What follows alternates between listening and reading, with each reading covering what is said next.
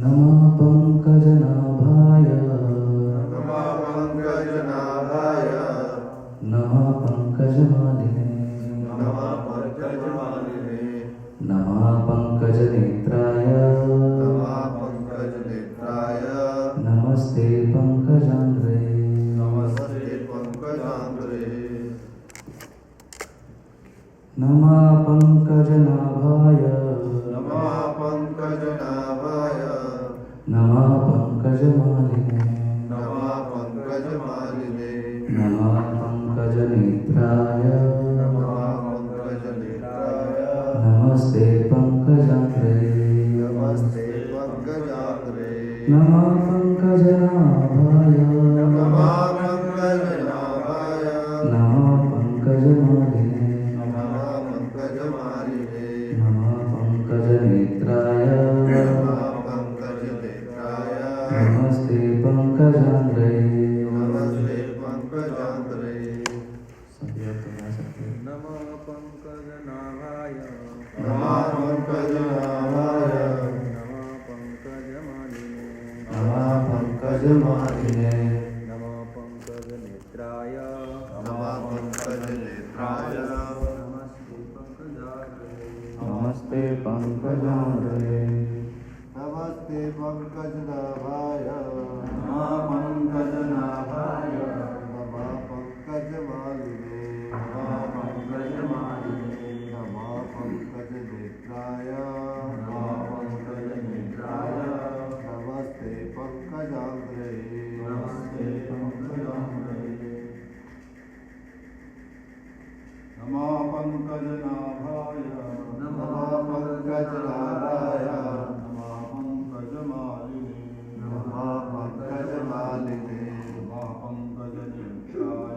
नमः पंकजनेत्राय नमस्ते पंकजांग्रे नमस्ते पंकजांग्रे नमः पंकजनाभाय नमः पंकजनाभाय नमः पंकजमालिने नमः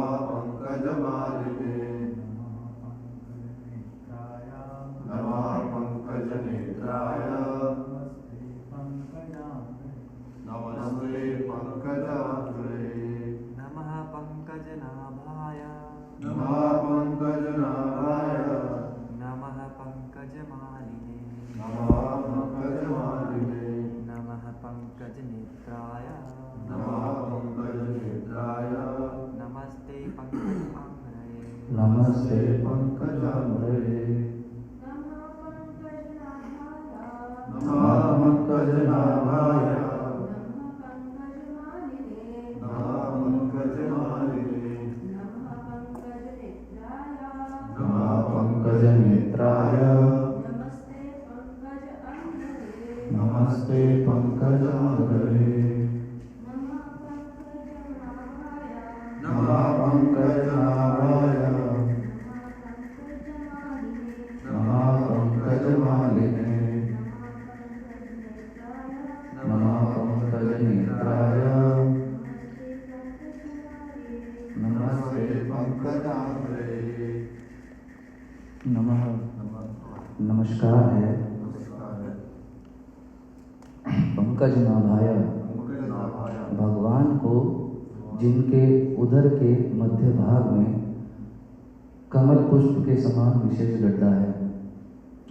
नमः नमस्कार पंकज मालिने कमल पुष्प की माला से निरंतर सज्जित रहने वाले को नमः नमस्कार पंकज नेत्राय जिनकी दृष्टि कमल पुष्प के समान शीतल है। नमः ते आपको नमस्कार है पंकज आंग्रे कमल पुष्पों से अंकित चरण के तलवों वाले को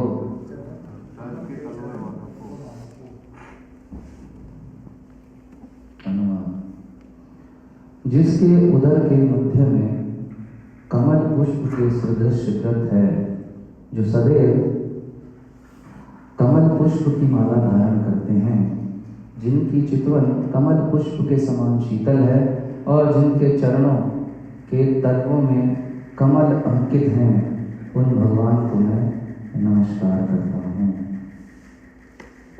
ओम अज्ञानतिमिरान्धस्य ज्ञानाञ्जनशलाकया चक्षुरुन्मीलितं येन तस्मै श्रीगुरुवे नमः।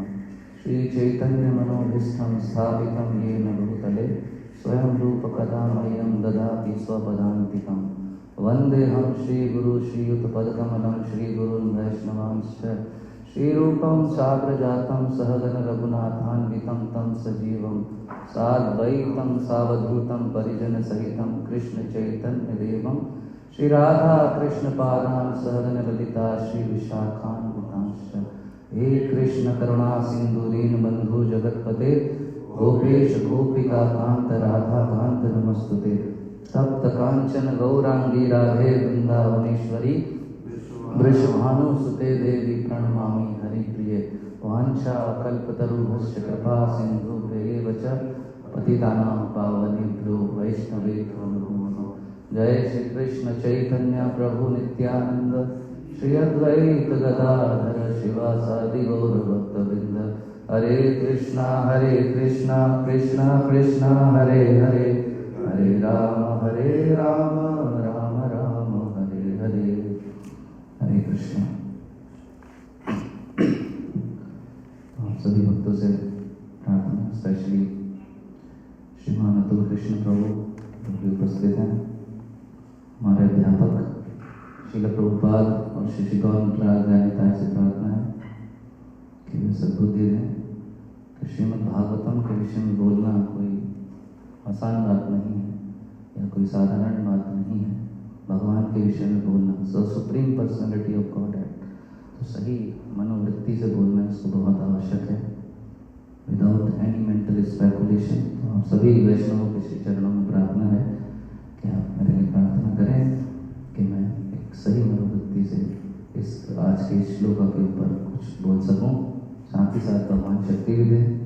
इतना देर इस गले से मैं बोल सकूं थोड़ा मुश्किल है, थ्रोट इज वेरी पेनफुल, लेकिन प्रभु जी की कृपा से भी दवा दी है प्रभु जी ने, तो उससे काफ़ी आराम लग रहा है कि बोल पाना संभव है अभी। Thank you. हरे कृष्ण। तो इस सुंदर श्लोक में कुंती महारानी जी जो है वो भगवान की प्रार्थनाएं कर रहे हैं। जैसा कि हमने पीछे के कुछ श्लोकों में सुना, कुंती महारानी अलग अलग तरीके से प्रार्थना कर रही हैं। भगवान सुंदर रूप में कुंती महारानी के समक्ष खड़े हैं। कल के श्लोक में भी कुंती महारानी उनको प्रणाम कर रही थी, देवकी और नंद का पुत्र कहकर उनको पुकार रहे थे कुंती महारानी। और आज बहुत ही विशेष नामों से कुंती महारानी ने भगवान श्री कृष्ण को पुकारा है। 4 अलग अलग नामों से पुकारा। नमस्ते पंकज नाभाय, नमस्ते पंकज मालिने, नमस्ते पंकज नेत्राय, नमस्ते पंकज अंग्रे। इन 4 अलग अलग नामों से पुकारा कुंती महारानी ने भगवान को। उनके सौंदर्य को ग्लोरीफाई कर रही है कुंती महारानी। वैसे तो भगवान के जो दर्शनों का प्रक्रिया है वो ये है कि सबसे पहले भगवान के चरणों के दर्शन किए जाते हैं, लेकिन यहाँ पर कुंती महारानी भगवान की नाभि का दर्शन करके उनको पंकज नाभाय पहले कह रही हैं, क्योंकि भगवान उनके भतीजे हैं, तो वो लज्जित ना हो। जैसे श्रील प्रभुपाद तात्पर्य में बताते हैं, अभी हम पढ़ेंगे, तो लज्जित ना हो, तो इसलिए उनकी नाभि से देखना प्रारंभ कर रही हैं कुंती महारानी। तो भगवान को पंकज नाभाय कह रही हैं, उसके बाद पंकज मालिने कह रही हैं। तो इन चारों शब्दों का अर्थ क्या क्या है वो हम समझेंगे, लेकिन एक महत्वपूर्ण बात यहाँ पर यह है, इन चारों शब्दों में एक कॉमन शब्द है, वो है पंकज। पंकज अर्थात कमल, लोटस। तो भगवान जो कि सबसे सुंदर है, जिससे सुंदर कोई भी नहीं है, उनके अंग कांतियों की, उनके अंगों की तुलना कुंती महारानी एक पुष्प से कर रही है। और पुष्प भी तो बहुत सारे, वाय ओनली लोटस, कमल से ही क्यों तुलसी महारानी, वो कुंती महारानी कमल से ही क्यों भगवान की तुलना कर रही हैं। यानी कमल का जो पुष्प है वो बहुत महत्वपूर्ण है, बहुत विशेष है। सबसे पहली बात तो कमल पुष्प की है कि वो बहुत सुंदर होता है नहीं होता? अभी देखने में प्राय नहीं आता कमल, जल्दी से हमें देखने को मिलता ही नहीं है, और कोई मिलते भी नहीं कमल तो बहुत ही थर्ड क्लास क्वालिटी के होते हैं, बिल्कुल मुरझाए हुए। लेकिन वास्तविक जो कमल रहता है वो बहुत सुंदर होता है। और एक विशेषता कमल की ये होती है कि कमल जल के भीतर रहकर भी कभी जल के साथ स्पर्श नहीं करता, टोटली अनटच्ड, किसी प्रकार से टचिंग है ही नहीं कमल की। तो कमल बहुत ही विशेष है। ऐसे ही भगवान है, इस भौतिक जगत का निर्माण करते हैं, सबके भीतर रहते हैं, सबका लालन पालन करते हैं, लेकिन किसी से भी आसक्त नहीं रहते। तो इसलिए कुंती महारानी कमल से तुलना कर रही है। कमल वैसे भी विशेष है। आप देखेंगे जितने भी मधु बनते हैं, जितना भी शहद बनता है, वो सब पुष्प से बनता है, पुष्प का जो रस होता है उससे बनता है। लेकिन कमल जो है बहुत ही विशेष है, उसकी सुगंध भी बहुत विशेष है, और उसका जो रस है कमल के रस से बनता है पद्म मधु, जो कि सभी मधुओं में बहुत विशेष है, जो बहुत गुणकारी है। तो कमल के अंदर ये गुण है कि वो इस प्रकार का मधु प्रदान करता है। तो ऐसे ही भगवान है, भगवान भी विशेष प्रकार का मधु प्रदान करते हैं। जस्ट उनका नाम पुकारो और हृदय मिठास से भर जाता है। इसलिए कुंती महारानी क्या कर रही है? कमल के पुष्प से तुलना कर रही है। और कमल जो है वास्तव में बहुत कोमल भी होता है। आप देखेंगे जब हम अभी कार्तिक में दामोदर अष्टकम पढ़ते हैं तो उसमें हम पढ़ते हैं कि भगवान का जो शरीर है वो भी कमल के समान कोमल है। वो इतना कोमल है कि जब यशोदा मैया कृष्ण को पकड़ती है तो कभी कभी उनकी यशोदा मैया की उंगलियां अंदर धर जाती हैं उनके शरीर में। भगवान का शरीर मक्खन के माफिक बिल्कुल मुलायम है, उंगलियां बिल्कुल अंदर चली जाती है। तो इसलिए भी कुंती महारानी कमल के पुष्प से तुलना कर रही हैं। और सिर्फ ऐसा नहीं कि ये चार जैसे कुंती महारानी ने अलग अलग अंगों के नाम लिए, इसके अलावा भी भगवान के कुछ अंगों की जो कंपैरिजन है वो कमल के साथ की जाती है। टोटल 8 अंगों की। 2 तो भगवान के चरण, क्या बोलते, चरण कमल, 2 हस्त कमल, 2 कमल नयन, और भगवान के जो पूरा मुखमंडल है वो भी मुख कमल, और भगवान की नाभि कमल। तो ये टोटल भगवान के जो 8 अंग हैं इनको कमल से तुलना की जाती है। और उसका कारण यही है कि कमल जो है बहुत ही विशेष, भगवान की तरह ही विशेष है कमल। और न ही सिर्फ कुंती महारानी, इनफैक्ट ब्रह्मा जी भी भगवान की तुलना कमल से करते हैं। क्यों? जब भगवान की नाभि से कमल का प्राकट्य हुआ और ब्रह्मा जी उत्पन्न हुए कमल के ऊपर, तो उस समय ब्रह्मा जी ने जब भगवान के दर्शन किए आगे और भगवान की प्रार्थनाएं कर रहे हैं, भगवान के सौंदर्य का वर्णन कर रहे हैं, तो सोच रहे हैं कि किस चीज़ से मैं भगवान के सौंदर्य का कंपैरिजन करूं। इस भौतिक जगत में जितना भी कुछ दृश्यमान है, चाहे वो जड़ है या चेतन है, वो सब तो मैंने ही बनाया है। मेरी तो कोई औकात ही नहीं भगवान के सामने मेरे द्वारा बनाई हुई चीज़ की भगवान के साथ कंपैरिजन, ये कुछ बात जमेगी नहीं। कुछ ऐसा होना चाहिए जो मैंने ना बनाया। तब ब्रह्मा जी को स्मरण आता है कि जब मेरा जन्म हुआ तो मेरे जन्म से पहले ही कमल उपस्थित था। तो फिर ब्रह्मा जी भी कमल के फूल से कंपैरिजन करते हैं। तो इसलिए कि कमल विशेष है। यहाँ पर आप देखिए कुंती महारानी ब्रह्मा जी इसलिए कमल के फूल से तुलना कर रहे हैं। तो कुंती महारानी ये 4 विशेष शब्द प्रयोग कर रही हैं भगवान के लिए, कुछ विशेष कारणों से कर रही है। पहला है नमः पंकज नाभाया, कि हे भगवान मैं आपको नमस्कार करती हूँ, आपकी नाभि कमल सदृश है। तो ये कहकर कुंती महारानी ये बताना चाह रही हैं भगवान को कि हे भगवान मुझे पता है कि आप वही हैं परम पुरुषोत्तम भगवान जिनकी नाभि से कमल प्रकट हुआ और उस कमल के ऊपर ब्रह्मा जी का जन्म हुआ। एवं सर्वात्म संबंधम नाभिम पदम हरेर भूत तत्र ब्रह्मा भवद भूया चतुर्वेदी चतुर्मुखा। आपके इस कमल पुष्प के ऊपर ही चतुर्वेद लेकर चतुर्मुखी ब्रह्मा उत्पन्न हुए। तो आप ऐसे विशेष हैं, तो इसलिए आपकी नाभि विशेष है, मैं आपको प्रणाम करती हूँ। दूसरा शब्द यहाँ पर आ रहा है नमः पंकज मालिने।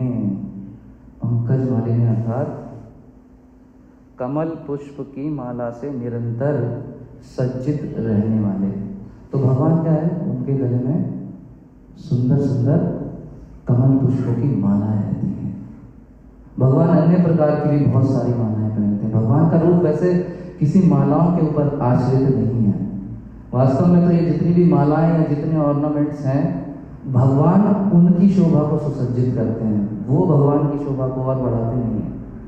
भगवान उनकी शोभा को बढ़ा देते हैं। आप देखिए मंगल आरती में दर्शन कीजिए भगवान राधा श्याम सुंदर का, कोई बहुत ज़्यादा ऑर्नामेंट नहीं होते, लेकिन पूरे दिन के दर्शनों में सबसे सुंदर दर्शन वही होता है। तो भगवान आश्रित नहीं है इनको पर, लेकिन फिर भी जब भगवान ये सब धारण करते हैं तो भगवान के भक्तों को और अधिक प्रसन्नता होती है। और ये सब जो पुष्प हैं, मालाएं हैं, भगवान के कुंडल हैं, इन सबको भी प्रसन्नता होती है कि हम भगवान की सेवा में लग गए। ये सब चिन्ह है, भगवान की सेवा में लगना चाहते हैं। भगवान कमल पुष्पों के अलावा वैजयंती माला भी पहनते हैं, जैसे श्रीमद् भागवतम में बताया गया।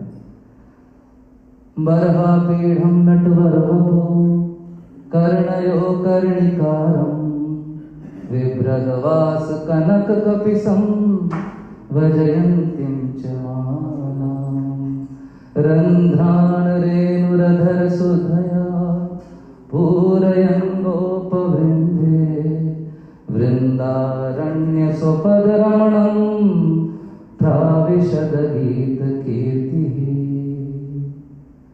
तो भगवान की सुंदरता का वर्णन यहाँ पर हो रहा है।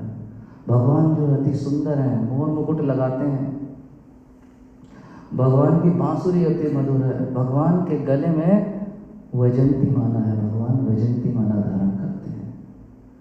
तो कुंती महारानी भगवान का दर्शन कर रही हैं और देख रही हैं भगवान ने अपने गले में वैजयंती माला धारण की है, कमल पुष्पों की माला धारण की है। तो भगवान के उस सौंदर्य को बताते हुए, उस सौंदर्य को ग्लोरीफाई करते हुए कुंती महारानी इस शब्द का प्रयोग कर रही हैं और यहाँ पर कह रही हैं नमस्ते नमः पंकज मालिने। कुंती महारानी इसके बाद एक शब्द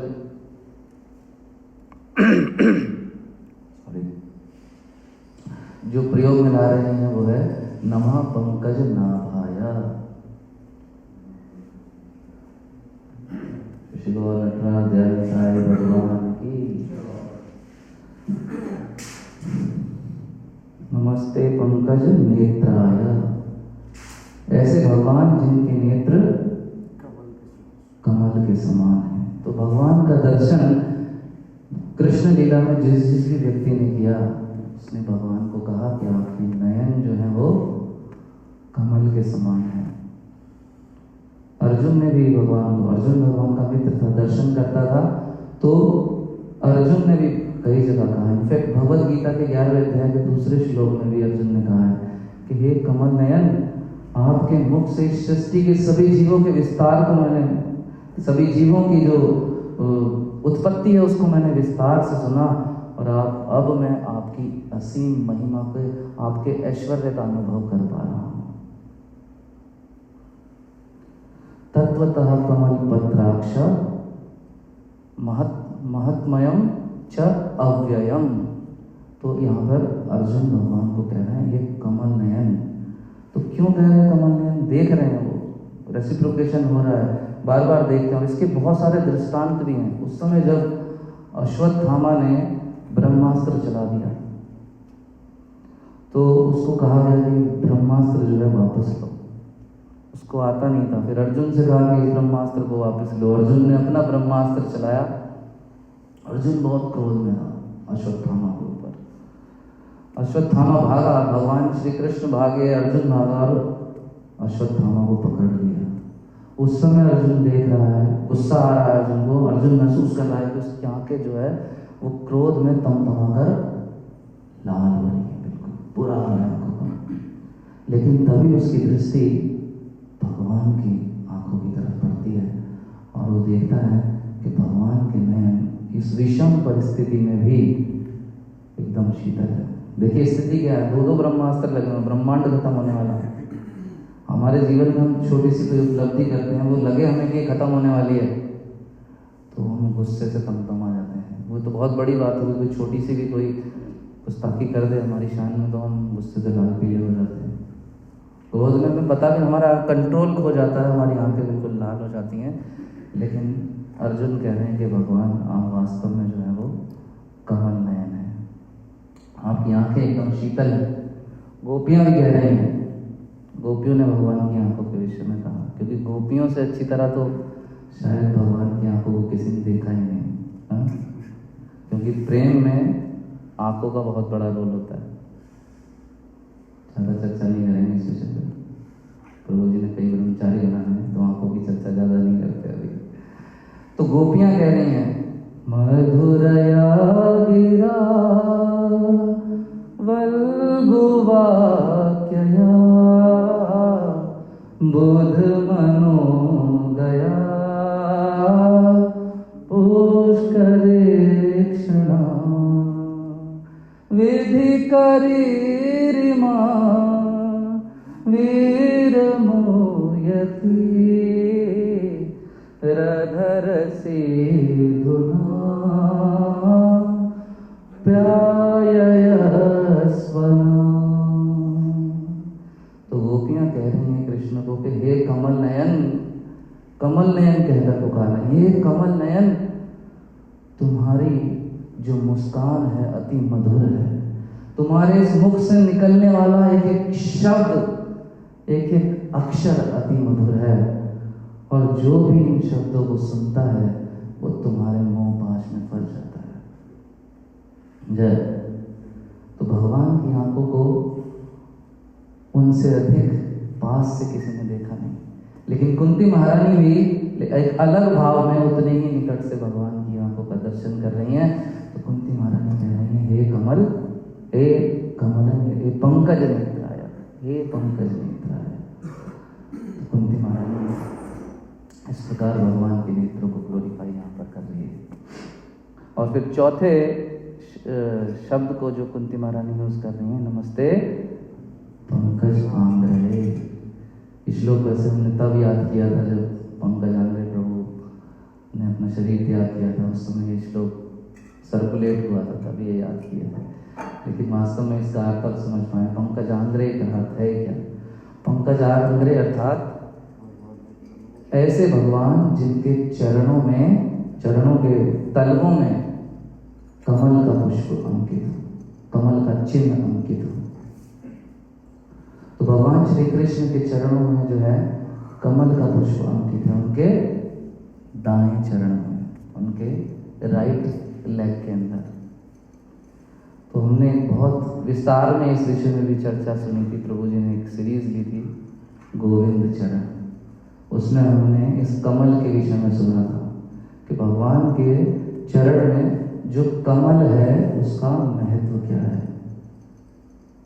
तो कमल वास्तव में सूचक है इस बात का, जैसे कि कमल का जो पुष्प होता है, भ्रमर उसकी तरफ आकर्षित होता है उसकी सुगंध से, और फिर जब कमल बंद हो जाता है तो फिर वो भ्रमर उससे बाहर नहीं निकल पाता।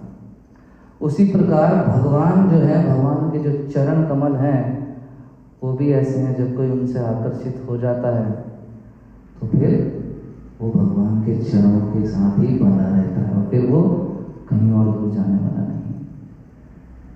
तो चरण चिन्ह ये बहुत विशेष है। जब कोई व्यक्ति प्रतिदिन अपने भगवान के इन चिन्हों के ऊपर अपना ध्यान केंद्रित करता है, इस कमल के ऊपर ध्यान केंद्रित करता है, तो वो भी भगवान के, उसका जो हृदय रूपी भ्रमर है वो भगवान के रूप के प्रति आसक्त हो जाता है पूरी तरह से। ऐसा नहीं है कि भगवान के चरण कमल में सिर्फ यही एक चिन्ह है। भगवान के चरणों में टोटल कितने चिन्ह हैं? 19 चिन्ह हैं। लेफ्ट लेग में 8 चिन्ह और राइट लेग में 11 चिन्ह। और राधा रानी के कितने हैं? राधा रानी के चरणों में भी 19 की चिन्ह है। राधा रानी के राइट लेग में 8 चिन्ह है और लेफ्ट में 11 चिन्ह है। और वहीं चैतन्य महाप्रभु जब राधा और कृष्ण का युगल अवतार लेकर आते हैं तो उनके चरणों में कितने चिन्ह हैं? 19 दूनी? ऐसा बिल्कुल नहीं, लेकिन तो चैतन्य महाप्रभु के चरणों में टोटल 32 मार्क्स हैं, 32 चिन्ह हैं महाप्रभु के चरणों में। तो इन सभी चिन्हों के विषय में प्रभु जी ने हमें बहुत डिटेल में बहुत अच्छे से बताया था। लेकिन ये जो विशेष है चरणों के अंदर जो कमल का चिन्ह अंकित है, इसके लिए इससे लाभ ये है, जब हम जप करते हैं और इस चिन्ह के ऊपर अपने ध्यान को केंद्रित करते हैं तो हमारा मन रूपी भ्रमर भगवान के रूप से आसक्त हो जाता है। आप देखेंगे आजकल बहुत सारे लोग क्लेम करते हैं कि मैं भगवान हूँ, कहते हैं ना बहुत सारे लोग। तो ये जो चिन्ह है भगवान के शरीर के ऊपर बने हुए, ये बताते हैं कि वास्तव में कोई पर्सनैलिटी भगवान है कि नहीं है। अगर आप चेक करेंगे लोगों के चरणों के अंदर तो ऐसा चिन्ह नहीं मिलेगा। कैसे चिन्ह मिल सकते हैं उनके? लोमड़ी, सियार, भालू, उल्लू, गधा भी मिल सकता है आपको। और वो लोग क्लेम करते हैं कि हम भगवान हैं। अगर कोई भगवान है तो उसके चरणों में ये फुल मार्क्स होने चाहिए, सुंदर सुंदर मार्क्स होने चाहिए, अन्यथा वो भगवान बिल्कुल भी नहीं हो सकता, कोई कारण ही नहीं है। तो अपना जप अच्छा करना है, अगर जैसा प्रभु जी ने कहा था, तो हमें सुबह जप करते समय भगवान के इन चरण चिन्हों के ऊपर ध्यान केंद्रित करना चाहिए। तो ये जो भगवान के चरण कमल हैं, ये बहुत विशेष हैं इन चिन्हों के कारण। और ये चरण कमल जो है भगवान के, जो कि समस्त भक्तों के लिए क्या है, उनके जीवन का लक्ष्य है। क्या सुनते हैं हम सुबह? प्रत्येक भक्त जो अपने को वैष्णव समझता है उसे चाहिए कि वो 10 प्रकार के नाम अपराधों से बचकर रहे, ताकि श्री कृष्ण चरण कमलों में प्रीति, जो मनुष्य जीवन का परम लक्ष्य है। तो सभी भक्तों के जीवन का परम लक्ष्य क्या है? भगवान के ये चरण कमल हैं। इन चरण कमलों को हमें पकड़ना है। और ये भगवान के चरण कमल ही सूचक हैं भक्ति का। ये चरण कमल ही सूचक हैं समर्पण का। और भगवान के चरण कमल जिसकी गुणगान सभी ऋषि मुनि देवी देवता सब कर रहे हैं, भगवान भी कभी कभी अपने इन चरण कमलों के प्रति आकर्षित हो जाते हैं। वो सोचते हैं कि अरे भाई कौन सा रस भक्तों को मिल रहा है इन चरण कमलों में, जो हर समय इसी का गुणगान कर रहे हैं। लक्ष्मी देवी को देखो तो वो इन चरणों की अभिलाषा कर रही हैं, गोपियां जो है वो इन चरणों का गुणगान कर रही हैं, ऋषि मुनि इन चरणों का गुणगान कर रहे हैं। तो फिर वो क्या करते हैं? अपने चरणों के अंगूठे को चूसना पड़ता है, देखो कि कौन सा रस, कौन सा शहद इन चरणों में से। देखा हमने वो फोटो, पत्ते पे भगवान है, वो अपना अंगूठा चूस रहे हैं। तो भगवान भी आकर्षित हो जाते हैं अपने इन चरण कमलों के प्रति। ऐसे ही विशेष भगवान के चरण कमल।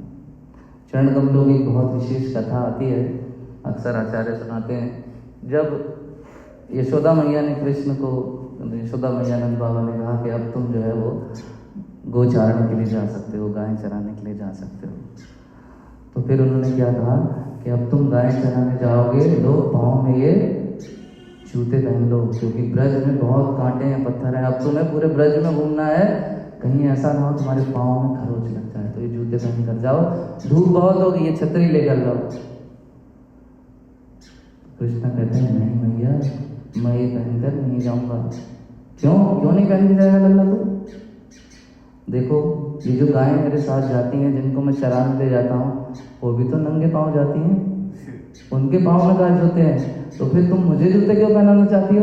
तो अरे नहीं लल्ला, तेरे चरण बहुत कोमल हैं, उनके तो खुर लगे हुए हैं, बहुत मजबूत हैं, उनका कुछ नहीं होने वाला, लेकिन तेरे पाँव में खरोच आ जाएगी, और अगर तेरे पाँव में खरोच आ गई तो किस किस के हृदय पे खरोच आएगी तू जानता ही नहीं। तो इन चरणों को बचा ले। तो लेकिन कृष्ण कहते हैं नहीं, मैं ये जूते पहनने वाला ही नहीं हूँ, बिल्कुल नहीं पहनूंगा। अगर तुम चाहते हो कि मैं जूते पहनूं तो सबसे पहले ये जो मेरी गैयाँ हैं इनके लिए भी जूते बनवाओ और छतरी बनवाओ तब। तो यशोदा मैया कहती हैं अरे बाबा तेरे लिए तो बनवा सकते हैं, तू पता है तेरे पिताजी के पास कितनी गायें हैं? 9 लाख गायें, 9 चौक 36 लाख जूते और 9 लाख छतरियाँ। ना बाबा ना, तू पहन ले, तेरे लिए बनवा दिया, तू लेके जा, ध्यान रख अपना। लेकिन कृष्ण कहते हैं नहीं, वो गैया से प्रेम करते हैं, ये नंगे पैर जाती हैं तो मैं भी नंगे पैर जाऊंगा, और कृष्ण ने वो जूते पहने ही नहीं। और गैया इतना प्रेम करती हैं भगवान से, भगवान के चरण कमलों से, कि वो देखती हैं कि इन्होंने हमारे प्रेम के लिए जूता पहना ही नहीं, तो फिर क्या करती हैं, पूरी रात गैया कूद कूद के माटी को चूरन बना देती हैं व्रज में, और वहाँ पर क्या बन जाता है, रमण रेती। आप देखिए ब्रज में, ब्रज की जो माटी है बड़ी मक्खन जैसी मुलायम है, वो गैया ने भगवान के प्रेम के लिए उनके चरणों को खरोचना है, ऐसी मिट्टी बनाना है। इसलिए आप देखिए ब्रज में जब परिक्रमा करते हैं कोई भक्त लोग, जनरली भी बहुत तो चप्पल जूता पहनते नहीं, कि हमारे कन्हैया ने जूते चप्पल पहने नहीं तो हम काहे को जूते चप्पल पहने। तो ये चरण इतने विशेष हैं, गैया भी बहुत प्रेम करती हैं, और इन्हीं चरणों का गुणगान सुखदेव गोस्वामी भागवतम में करते हैं, नागपत्नियां करती हैं, रुक्मणी मैया कर रही हैं, गोपियां कर रही हैं, हर कोई इन चरणों का गुणगान कर रहा है। सुखदेव गोस्वामी क्या कह रहे हैं, समाश्रिताये पद पल्लवम महत्पदम यशो मुरारे भवाम्बुधिर्पद पदम परम पदम यत वेदाम न तेषाम। तो सुखदेव गोस्वामी क्या कह रहे हैं कि हे भगवान, हे मूर राक्षस के शत्रु, हे भगवान मुरारी, तुम्हारे चरण कमल का जो आश्रय ग्रहण कर लेता है उसके लिए ये जो भौतिक जगत रूपी भव सागर है, ये गाय के बछड़ा जो होता है उसके खुर के समान छोटा हो जाता है, और उस निशान में जितना जल भर दो उतने जल के समान बन जाता है, और इस जल को एक बालक भी आसानी से पार कर लेता है। तो हे भगवान, ये आपके चरणों की महिमा है, जिस किसी ने भी आपके चरण कमलों की शरण ग्रहण कर ली है उसके लिए भवसागर कुछ है ही नहीं, वास्तव में कुछ भी नहीं बचता। महाराजा कुलशेखर कह रहे हैं, कृष्णा त्वदीय पद पंकज पंचरान्ते अध्येव में वसतु मानस राजहंसा प्राण प्रयाण समय कफ वात पित्ते कंठावरोधन विदो स्मरणम कुतस्ते। महाराज कुलशेखर इन चरणों का गुणगान करते हुए कह रहे हैं कि हे भगवान, मेरा ये जो मन रूपी राजहंस है इसे अपने चरण कमल के डंठल के जाल में फंस जाने दो। आज मेरी मनोस्थिति ऐसी है कि मेरा हृदय, मेरा मन आपके रूप में, आपके गुणगान में लगा है। न जाने फिर ऐसा हो या ना हो, जब मेरा अंत समय आएगा, कफ वात पित्त ये सब मुझे परेशान कर रहे होंगे, तो ना जाने मैं आपके रूप का स्मरण कर पाऊंगा कि नहीं कर पाऊंगा। तो आज ही मुझ पर ऐसी कृपा कर दो कि मेरा ये जो मन रूपी राजहंस है इसे अपने चरणों के डंठल जाल में फंसा दो। तो ये भगवान के चरणों की महिमा है। महाराजा कुलशेखर जो एक राजा थे, प्रतापी राजा, जिनके पास सब कुछ था, लेकिन उनकी आसक्ति भगवान के इन सुंदर चरण कमलों में ही थी, जिसके विषय में कुंती महारानी यहाँ पर बता रही है। और चरण कमलों के जो आप देखिए, चरण कमलों के विषय में गोपियों ने भी बहुत सुंदर कहा, क्योंकि चरण कमलों से, कृष्ण के चरण कमलों से गोपियों को भी बहुत प्रेम था। प्रणत देहि नाम पाप कर्षणम तृण चुरानुगा श्रीनिकेतनम फणिफणार्पितं ते पदाम्बुजं कृणुकुशेचुना क्रन्दिहच्छयम्। तो गोपियाँ इस सुंदर गोपी गीत में कह रही हैं कि हे कृष्ण, तुम्हारे जो चरण कमल हैं, इनकी शरण जो कोई भी ग्रहण कर लेता है उसके समस्त पाप तुरंत नष्ट हो जाते हैं। पाप कर्षणम, सारे पाप तुरंत उसके जो है वो समाप्त हो जाते हैं।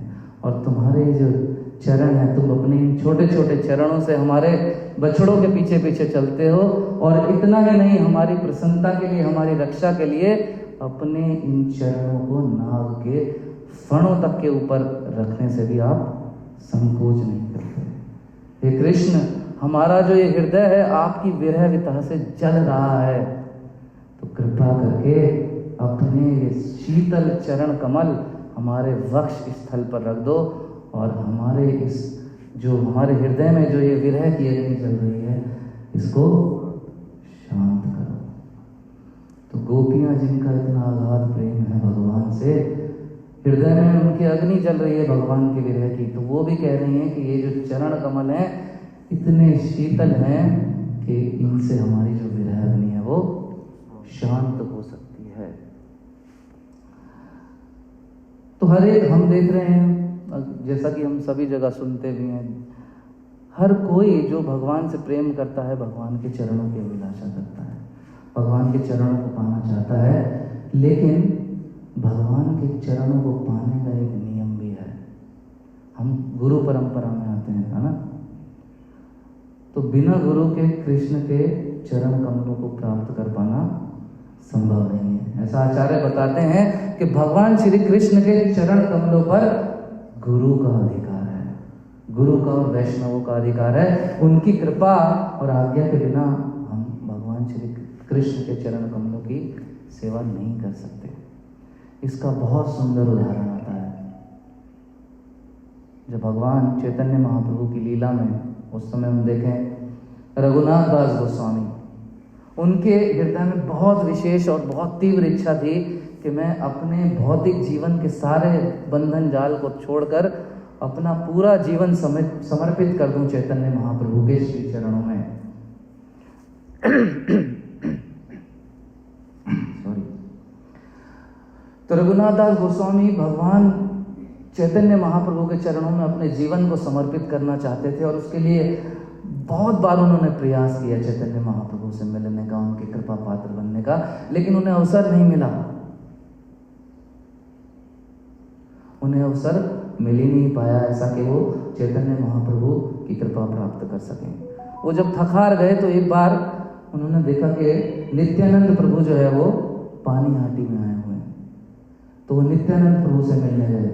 तो एक भक्त ने बताया, ये नित्यानंद प्रभु आपसे मिलने रघुनाथ जी आए हैं।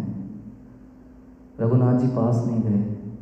उन्होंने देखा नित्यानंद प्रभु जो कृष्ण प्रेम में उन्मत्त थे, भगवान के प्रेम में लीन थे, उनका पास जाने का हिम्मत नहीं हुआ। लेकिन अपने भक्त के थ्रू नित्यानंद प्रभु ने मैसेज दिया कि उसको कहो, उस चोर को कहो कि मेरे पास आ जाए। तो जब नित्यानंद प्रभु से रघुनाथ दास गोस्वामी मिले तो फिर नित्यानंद प्रभु कहते हैं, ये चोर आ जाओ इधर। नित्यानंद प्रभु सोचते हैं कि चोर क्यों कह रहे हैं मुझे। तब नित्यानंद प्रभु बताते हैं, बहुत प्रयास कर रहे हो चैतन्य महाप्रभु के चरण कमलों को प्राप्त करने का, उनकी सेवा करने का। क्या तुम्हें पता नहीं है बिना नित्यानंद के महाप्रभु के चरणों की सेवा मिल पाना संभव नहीं है। तो आज तुमने सही कार्य किया है, आज तुम मेरे पास आए। ये बात सुनकर रघुनाथ दास गोस्वामी नित्यानंद प्रभु के चरणों में दंडवत प्रणाम करते हैं, क्षमा याचना करते हैं और दयावश नित्यानंद प्रभु अपने चरणों को रघुनाथ दास गोस्वामी के सिर के ऊपर रख देते हैं। और वही क्षण था जब गुरु की कृपा रघुनाथ दास गोस्वामी को मिली। नित्यानंद प्रभु इस आदि गुरु हैं वो, उनकी कृपा मिल गई, फिर तो चैतन्य महाप्रभु की कृपा मिलनी ही थी। तब रघुनाथ दास गोस्वामी को उन्होंने कहा, तुम्हारी सजा ये है, सबको क्या दही चीड़ा खिलाओ। पानीहाटी में दही चीड़ा उत्सव होता है। फिर दही चीड़ा उत्सव बहुत धूमधाम से हुआ और चैतन्य महाप्रभु की जो है कृपा मिली। तो हम समझ सकते हैं भगवान के इन चरण कमलों को हम बिना गुरु के नहीं पा सकते। रोज सुबह सुबह हम क्या गाते हैं? यश प्रसादात् भगवत प्रसादो यस्य प्रसादा न गति कुतोऽपि ध्यायन्तु वंस्तस्य यशस्वी संध्या वंदे गुरोश्री चरणरविंदा। तो भगवान के इन चरणों को प्राप्त करने के लिए बहुत आवश्यक है कि हम गुरु के चरण पकड़ लें। लेकिन हम दुर्भाग्यवश गुरु को कुछ समझते ही नहीं आज की डेट में। गुरु को तो ये सोचते हैं, अच्छा फीस ले रहा है, पढ़ा रहा है, कौन सा बड़ा काम कर रहा है, ठीक है, एक दो श्लोक हमसे ज़्यादा आते हैं, बता दिए इससे क्या फर्क पड़ता है, ठीक है, हम भी 6 महीने अभी प्रयास करेंगे, इससे 5-6 श्लोक हम ज़्यादा ही याद करेंगे। लेकिन ऐसा नहीं है। गुरु का बहुत विशेष महत्व है, क्योंकि भगवान के चरण कमलों पर एकमात्र गुरु का अधिकार है। और अगर आप भगवान के चरणों को प्राप्त करना चाहते हैं तो गुरु के चरणों की आपको वंदना करनी पड़ेगी। तो थोड़ा तात्पर्य पढ़ लेते हैं। श्रील प्रभुपाद तात्पर्य हमने भी पढ़ा ही नहीं तात्पर्य। भगवान के दिव्य शरीर में कुछ विशिष्ट चिन्ह होते हैं जिनसे उनका शरीर अन्य सारे व्यक्तियों के शरीर से भिन्न लगता है। ये भगवान के शरीर के विशिष्ट चिन्ह हैं। भले ही भगवान हम में से एक जैसे लगते हों, लेकिन वे अपने विशिष्ट शारीरिक लक्षणों के कारण सर्वदा भिन्न रहते हैं। श्रीमती कुंती अपने आप को भगवान का दर्शन कर पाने में अक्षम मानती हैं, क्योंकि वे स्त्री हैं। ऐसा माना जाता है कि स्त्रियां शूद्र, श्रमिक वर्ग तथा द्विज बंधु तीनों जातियों की नीच संतानें परम सत्य के नाम, यश, लक्षण, रूप आदि से संबंधित दिव्य विषय को समझने में असमर्थ होते हैं। यद्यपि ऐसे व्यक्ति भगवान की लीलाओं को समझने में असमर्थ होते हैं, तो भी वे भगवान को अर्चा विग्रह रूप में देख सकते हैं, जो उपयुक्त स्त्रियों, शूद्रों तथा द्विज बंधुओं समेत समस्त पतित आत्माओं पर दया करने के उद्देश्य से भौतिक जगत में अवतरित होते हैं। चूंकि ऐसे पतित लोग पदार्थ के परे कुछ देख ही नहीं पाते, अतः भगवान गर्भोदक्षाई विष्णु के रूप में असंख्य ब्रह्मांडों में से प्रत्येक में प्रविष्ट होने के लिए संबद्ध होते हैं, जिनके दिव्य उदर के मध्य में कमलवत गट्टे नाभि से कमल नाल अंकुरित होती है, और इस तरह ब्रह्मांड के प्रथम जीव ब्रह्मा का जन्म होता है। इसलिए ब्रह्मा को पंकज नाभि कहा जाता है, इसलिए भगवान को पंकज नाभि कहा जाता है। ये पंकज नाभि भगवान अनेक तत्वों के बने अर्चा विग्रह के रूप में स्वीकार करते हैं, यथा मन के भीतर बना मिट्टी के रूप में, पार्थिव रूप, धातु रूप, रत्न रूप, रंग रूप, बालू रूप अंकित किया गया। भगवान के इन सारे रूपों को कमल की मालाओं से सजाया जाता है। पूजा मंदिर में ऐसा शांतिप्रद वातावरण होना चाहिए जिससे भौतिक कार्यों में सदैव निरत रहने वाले अभक्त जनों का उत्कट ध्यान उसकी ओर आकर्षित हो। ध्यानी लोग मन के भीतर एक साकार रूप की पूजा करते हैं, अतः भगवान स्त्रियों, शूद्रों तथा द्विज बंधुओं पर भी दयालु होते हैं, बशर्ते कि वे विविध रूप में बने पूजा मंदिरों में जाना स्वीकार करें। ऐसे मंदिर जाने वाले मूर्ति पूजक नहीं होते, जैसा कि कुछ अल्पज्ञ लोगों द्वारा कहा जाता है। बड़े बड़े आचार्यों ने अल्पज्ञानियों पर कृपा करते हुए सर्वत्र ऐसे पूजा मंदिरों की स्थापना की। वास्तव में शूद्रों या स्त्रियों अथवा उनसे भी निम्न श्रेणी में रहते हुए किसी को भी दिखावा नहीं करना चाहिए कि उसने मंदिर पूजा की अवस्था पार कर ली है। मनुष्य को चाहिए कि भगवान का दर्शन करने में उनके चरण कमलों से प्रारंभ करके क्रमशः जांघों, कमर, वक्षस्थल तथा मुख तक पहुँचे। ऐसे भगवान के चरण कमलों के दर्शन का अभ्यास किए बिना भगवान के मुख का दर्शन करने का प्रयत्न नहीं करना चाहिए। भगवान की बुआ होने के कारण श्रीमती कुंती ने भगवान का दर्शन चरण कमलों से प्रारंभ नहीं किया, क्योंकि इससे भगवान लज्जित होते। अतः इस स्थिति से बचने के लिए उन्होंने भगवान के चरण कमलों के ऊपर के भाग अर्थात कमर से धीरे धीरे ऊपर की ओर उठते हुए मुख का और फिर चरण कमलों का दर्शन किया। चक्र में प्रत्येक वस्तु समुचित क्रम में हो जाती है। श्रील प्रभुपाद की जय। तो श्रील प्रभुपाद के अगर इस तात्पर्य को देखें तो कुछ विषयों को अंकित कर रहे हैं यहाँ पर, कुछ विषयों की तरफ हमारा ध्यान आकर्षित कर रहे हैं। सबसे पहले भगवान के चरण चिन्हों की ओर, उसके बाद भगवान कह रहे हैं, भगवान प्रभुपाद कह रहे हैं कि भगवान का ये जो शरीर है ये भौतिक शरीरों जैसा बिल्कुल भी नहीं है। उसके बाद प्रभुपाद यहाँ पर बता रहे हैं कि जो निम्न वर्ग के कुछ लोग हैं, स्त्रियाँ, द्विजबंधु और अन्य शूद्र जातियाँ, वो भगवान को समझने में असमर्थ होते हैं। विशेष प्रकार के अर्चा विग्रहों के विषय में श्रील प्रभुपाद अपने तात्पर्य में बता रहे हैं। उसके बाद मंदिर के वातावरण के विषय में बता रहे हैं कि हमें मंदिर में किस प्रकार का वातावरण रखना चाहिए, और फिर अर्चा विग्रह दर्शन की क्या पद्धति है। समय कम है, इतने सारे विषयों को टच करना तो मुश्किल है। थोड़ा सा हम आगे बस चर्चा करते हैं कि भगवान की जो सुंदरता है ये हमारी सुंदरता से बिल्कुल अलग है। हमारे जैसी सुंदरता, हमारे अंदर भगवान जैसी सुंदरता बिल्कुल नहीं हो सकती। ये 9 द्वारों से बना हुआ शरीर केवल दुष्गम है, दुर्गंधी फेंकता है, और भगवान क्या है? सुगम, खुशबूदार एकदम। भगवान के प्रत्येक शरीर की बात ही अलग है। भगवान अति विशेष है। और हमारी सुंदरता तो जैसा एक लेक्चर में सुन रहे थे, अमोघ लीला प्रभु कहते हैं 1 mm इस खाल के ऊपर डिपेंड करती है। 1 mm हटा दो हमारी सुंदरता से तो एकदम सब सुंदरता गायब हो जाएगी। खाल छीन दो, सारी सुंदरता जो है सब गायब हो गई एकदम।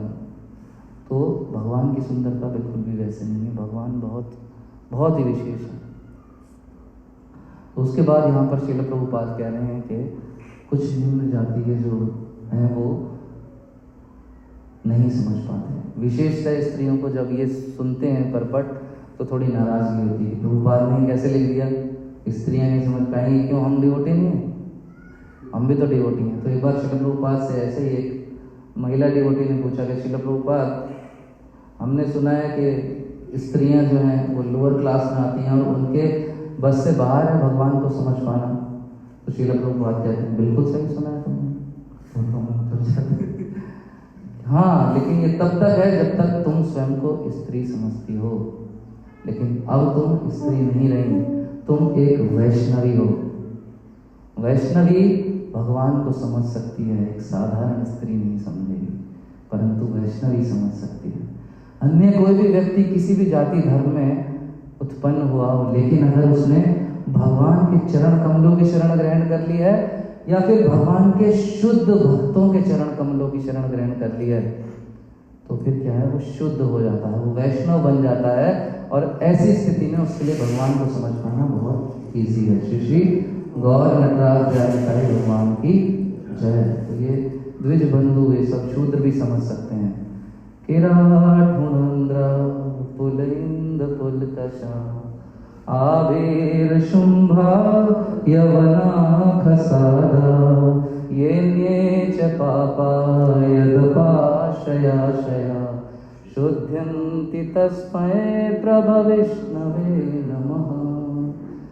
तो ये क्या है?